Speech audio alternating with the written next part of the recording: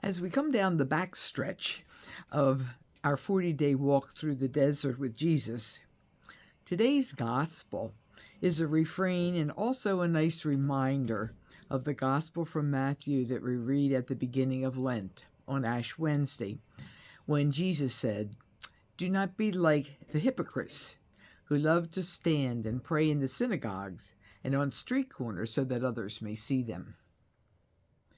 Luke repeats the theme of humility in his gospel with the story of the sanctimonious Pharisee, reminding God of what a wonderful person he is, as contrasted to the tax collector, who stood off at a distance and would not even raise his eyes to heaven, but beat his breast and prayed, "O God, be merciful to me, a sinner." If we think about it, being humble should be easy for a Catholic, because how can someone even begin to compare oneself to God? But life is never that easy, and all too often our pride gets in the way of being our best self and the way we wish to be seen in the eyes of God.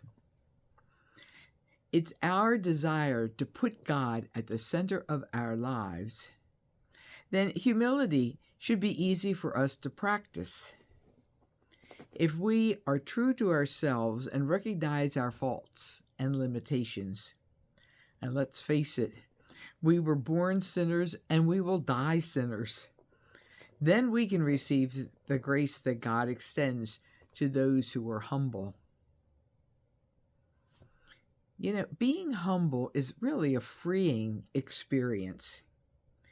You don't feel the need to compare yourself with others, be it the car they drive or the house they live in, because you know yourself and don't need someone else's opinion to validate your self-worth.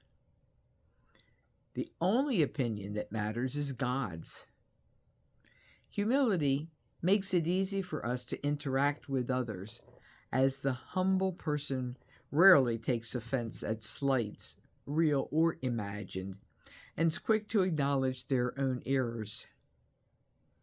Humility also leads to greater compassion, as a deeper awareness of our own faults and weaknesses make it easier to be understanding of those who, like us, have stumbled along the way. As we continue our Lenten journey, during our daily examen of conscience, we should pause and assess our own humility. In our daily prayers to God, are we sometimes like the Pharisee, reminding God about all the good things that we've done?